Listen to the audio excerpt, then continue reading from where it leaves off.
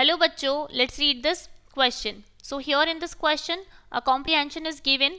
The intramolecular delocalization of pi and non-bonding electrons without any change in the position of atoms is called resonance. Delocalization may occur in conjugated system involving carbon atom and atom other than carbon. Delocalization makes system stable. More is the number of resonating structures, more is the stability of the system.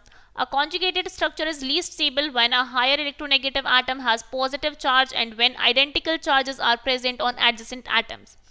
Now, after this, the question is given. The question is, examine the following two structures for pyrrole and choose the correct statement given below. And the options are: second is not an acceptable resonating structure because carbonium ions is less stable than nitride ion.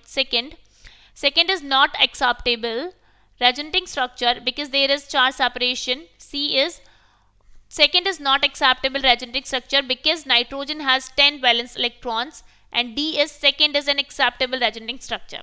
Okay, so in this comprehension the definition of resonance is given. तो resonance की definition में clearly लिखा हुआ है कि अगर delocalisation हो रहा है पाई बॉन्ड का या नॉन बॉन्डिंग इलेक्ट्रॉन्स का without any change in the position of atoms, तो वो रेजोनेंस होता है. ठीक है.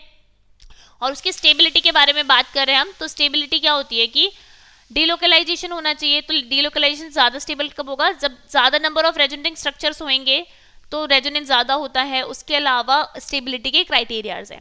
ठीक है. अभी हम ये दोनों स्ट्रक्चर्स को देखते हैं. तो here if we can say the stability of resonating structure,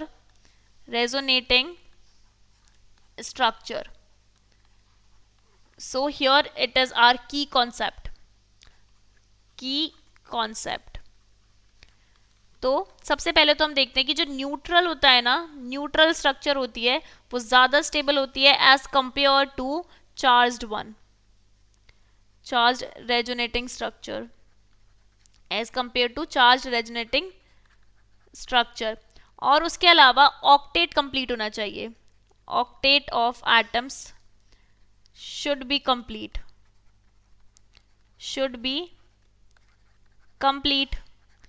तो देखिए अभी हम यहाँ पर अपने स्टेटमेंट्स को चेक करते हैं वन बाय वन. फर्स्ट बोल रहा है कि not acceptable resonating structure because carbonium ion is less stable then nitride ion. तो ये रीजन नहीं है. देखिए इस रेजोनेटिंग स्ट्रक्चर में क्या हो रहा है, इस नाइट्रोजन के अगर आप नंबर ऑफ इलेक्ट्रॉन्स काउंट करेंगे तो कैसे हो रहे हैं, एक यहाँ सिंगल बॉन्ड प्रेजेंट है दैट मीन्स 2 इलेक्ट्रॉन यहाँ पर हो गए, यहाँ पर डबल बॉन्ड प्रेजेंट है दैट मीन्स 4 इलेक्ट्रॉन यहाँ हो गए, एक नेगेटिव चार्ज प्रेजेंट है दैट मीन्स 2 इलेक्ट्रॉन यहाँ होकर, और एक लोन पेयर है 2 यहाँ. तो टोटल नाइट्रोजन के पास 10 इलेक्ट्रॉन प्रेजेंट हो गए और ऑक्टेट के लिए सिर्फ 8 इलेक्ट्रॉन चाहिए होते हैं. दैट मीन्स यहाँ पर option see that is second is not an acceptable resonating structure because nitrogen has 10 valence electron will be the correct choice for this question. Hope you understood it well. Best of luck and thank you.